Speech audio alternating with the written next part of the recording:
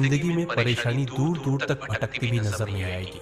पहली बात, घर परिवार की समस्याएं किसी को मत बताओ। आचार्य चाणक्य ने कहा, जीवन की सबसे पहली नीति यही है कि अपने घर की परेशानियां कभी भी बाहर वालों को मत बताओ। चाहे झगड़ा हो, मतभेद हो या कोई निजी तकलीफ, उसे घर के बाहर जाहिर मत करो। एक बार एक शिष्य रोता हुआ आया और बोला, गुरुदेव, मेरे घर में झगड़ा हुआ, पिताजी माँ पर चिल्ला रहे थे और भाई गुस्से में घर छोड़ गया।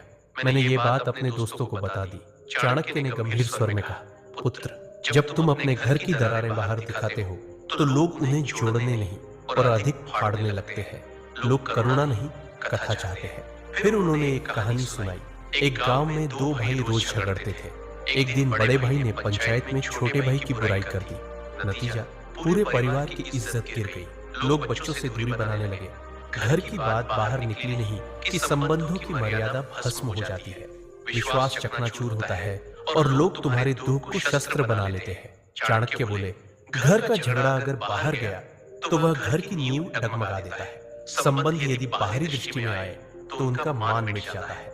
इसलिए चाहे हालात कितने भी बिगड़े, अपने घर की बातों को केवल अपनों तक ही सीमित रखो, क्योंकि बाहर की दुनिया मरहम नहीं, व्रण पर लवण छिड़कती है। दूसरी बात, अपनी कमाई या धन का खुलासा कभी मत करो। आचार्य चाणक्य ने गंभीर स्वर में कहा, दूसरी ओर बेहद महत्वपूर्ण नीति यह है कि अपनी आमदनी, अपनी संपत्ति या जो कुछ भी तुमने कमाया है उसका बखान कभी किसी से मत करो। एक बार की बात है, मगध के एक राजा ने अपने दरबार में गर्व से अपने खजाने की झलक सबको दिखाई। सोने के सिक्कों से भरे कमरे, अनमोल रत्न और ढेर सारी संपत्ति सबके सामने रख दी। कुछ ही दिनों में क्या हुआ, पड़ोसी राज्य ने हमला कर दिया और वही खजाना लूट कर ले गए।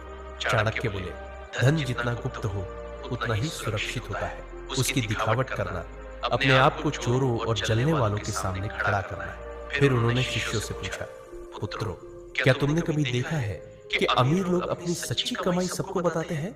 नहीं, क्योंकि वे जानते हैं जहां अधिक लोग जान गए वहां जरूरतें, लोभ और संकट भी बढ़ते हैं। अगर किसी को लग जाए कि तुम अच्छी आमदनी करते हो तो कुछ लोग मदद के बहाने पास आएंगे, कुछ तुम्हें नीचे दिखाने के अवसर खोजेंगे और कुछ तो सिर्फ इसलिए द्वेष करने लगेंगे क्योंकि तुम्हारे पास वह है जो उनके पास नहीं। चाणक्य ने स्पष्ट शब्दों में कहा, धन का सबसे बड़ा रक्षक उसका छिपा होना है। अगर सबको तुम्हारे धन की जानकारी हो जाए तो लोग तुम्हारे मन की शांति भी छीन लेंगे। इसलिए याद रखो, अपनी कमाई को ढंका रखो जिससे मन स्थिर और निश्चिंत रहे, क्योंकि जो धन दिखाया गया वही या तो लूट का कारण बनता है या जलन का। तीसरी बात, अपनी भविष्य की योजनाएं गुप्त रखो। आचार्य चाणक्य ने तीसरी नीति बताते हुए कहा, पुत्रों, जब तक कोई योजना पूरी न हो जाए उसे अपने मन के अंदर ही रहने दो। जो लोग अपने हर कदम की घोषणा पहले कर देते हैं वो अक्सर मंजिल तक पहुंचने से पहले ही रास्ता खो देते हैं। तक्षशिला के गुरुकुल में बैठे शिष्यों को चाणक्य ने एक उदाहरण दिया। एक बार का किस्सा है, एक व्यापारी ने सोचा कि वो अपने शहर में मसालों की एक बड़ी दुकान खोलेगा। उसने अपने सभी रिश्तेदारों, दोस्तों और पड़ोसियों को पहले ही ये बात बता दी। अगले ही हफ्ते एक चालाक आदमी ने उसकी बात सुनकर उसी जगह उसी तरह की दुकान खोल दी और बाजार पर कब्जा कर लिया। जब व्यापारी पहुंचा तब तक देर हो चुकी थी। चाणक्य बोले, हर विचार एक बीज होता है। अगर उसे बोने से पहले ही सबको बता दोगे तो कोई उसे मसल देगा या तुमसे पहले फल ले जाएगा। योजना की असली शक्ति उसकी चुप्पी में होती है। उन्होंने आगे कहा, ध्यान रहे, तैयारी का समय दिखाने का नहीं होता। काम पूरा होने के बाद ही बोलना चाहिए। जब तक सफर चल रहा हो तब तक चुप रहो। तुम्हारा इरादा, दिशा और अगला कदम, ये सब तुम्हारे अपने होते हैं। इन्हें सबके सामने लाकर तुम बेवजह का बोझ और आलोचना अपने सिर ले लेते हो। आज की दुनिया में भी यही नीति लागू होती है। कोई नया काम शुरू करना है, कोई योजना मन में है, व्यापार शुरू करना है या नौकरी बदलनी है, तब तक किसी से मत कहो जब तक वह काम पूरा न हो जाए, क्योंकि ये दुनिया न तो योजना की रक्षा करेगी न ही असफलता की जिम्मेदारी उठाएगी। आप क्लास 6, 7, 8, 9, 10, 11 या 12 में हो और आईआईटी और नीट की प्रिपरेशन करना चाहते हो तो आप आईआईटी और नीट की कोचिंग योजना की रक्षा करेगी न ही असफलता की जिम्मेदारी उठाएगी।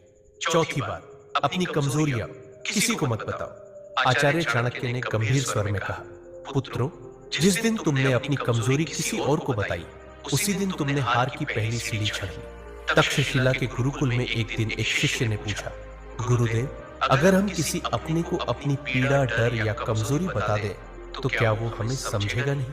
चाणक्य मुस्कुराए और बोले, अपने अक्सर तब तक साथ होते हैं जब तक तुम्हारी ताकत उन्हें फायदा देती है, लेकिन जैसे ही तुम्हारी कमजोरी सामने आती है, वही लोग या तो दूर हो जाते हैं या पीठ पीछे वार करते हैं।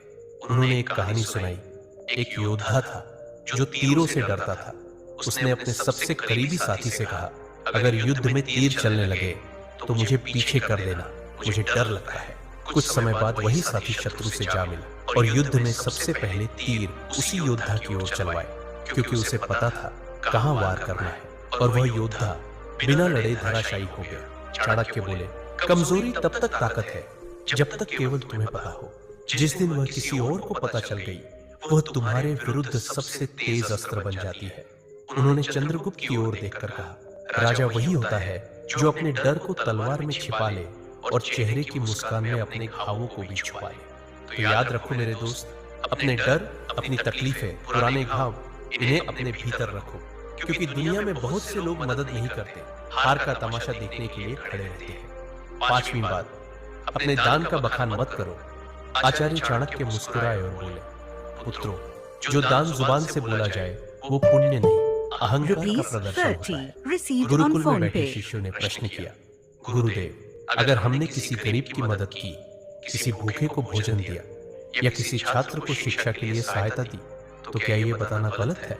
चाणक्य ने शांत स्वर में कहा, जब तुम दान करते हो और फिर उसी का प्रचार करते हो तो वह मदद नहीं रह जाती, वो तुम्हारे घमंड को बढ़ाने का तरीका बन जाती है।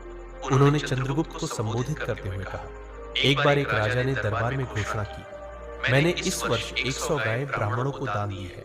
लोगों ने तालियां बजाई, पर उसी रात सपने में उसे एक वृद्ध ब्राह्मण मिला और बोला, राजन, आपने जो दिया वो पुण्य नहीं बना, क्योंकि आपने उसका बखान कर दिया। दान तभी फलदायक होता है जब वह छुपा हो। चाणक्य ने स्पष्ट शब्दों में कहा, दाएं हाथ से दिया गया दान अगर बाएं हाथ को भी पता चल जाए तो वह भी अधिक हो जाता है। फिर उन्होंने एक सूत्र बताया, दान वह दीपक है जो अंधेरे में जलता है, उसे कोई देखे या ना देखे, उसका उजाला एक दिन लौट कर आता है। इसलिए मेरे दोस्त, अगर तुमने सच में किसी की मदद की है तो उसे दुनिया को बताने की जरूरत नहीं है। जो सच्चे दिल से दिया गया है वह ऊपर तक पहुंचता है, बाकी सब बस दिखावे की बात है। छठी बात, अपमान और हार की कहानियां कभी मत सुनाओ। आचार्य चाणक्य ने शिष्यों की ओर देखते हुए गहरी बात कही, पुत्रों, जीवन में हर कोई कभी न कभी हारता है, अपमान झेलता है, लेकिन उस हार को बार बार दोहराते रहना खुद अपने जख्मों को उधेड़ने जैसा है। उन्होंने चंद्रगुप्त की ओर देखा और बोले, एक योद्धा ने युद्ध में हार का सामना किया। उसने हर गांव में जाकर कहा, मैं हार गया, मुझे धोखा दिया गया, मेरे साथ अन्याय हुआ। कुछ लोगों ने सहानुभूति जताई, लेकिन अधिकतर ने उसे हंसी का विषय बना दिया। और जब वह फिर मैदान में उतरा तो सब पहले से ही उसकी हार देखने का इंतजार करने लगे। चाणक्य ने कहा, अगर तुमने कभी अपमान सहा है तो उसे अपनी ताकत में बदलो, सीख लो, पर उसे ढोल की तरह मत बजाओ। दुनिया चतुर है, वो तुम्हारे दुखों पर रोएगी नहीं, बल्कि उन्हें याद रखेगी। उन्होंने एक सूत्र सुनाया, अपमान को याद मत करो, उसे अपने भीतर शक्ति में बदलो। जब तुम अपने दुख को सबके सामने लाते हो तो वे लोग जो पहले ही तुमसे जलते हैं उसी को तुम्हारे खिलाफ इस्तेमाल करते हैं। और याद रखो, दुनिया तभी विश्वास करती है जब तुम अपनी ताकत दिखाते हो, न कि तब जब तुम अपने टूटने की कहानियां सुनाते हो। तो मेरे भाई, अगर कभी हारो तो दुनिया से मत कहो मैं हार गया, खुद से कहो अब और मजबूती से खड़ा होना है। सच्चा विजेता वही होता है जो गिरकर भी बिना कुछ कहे फिर से खड़ा हो जाता है और अपनी चुप्पी से सबको चौंका देता है। सातवीं बात, अपनी भावनाएं जैसे क्रोध, मोह या पीड़ा कभी किसी के सामने मत खोलो।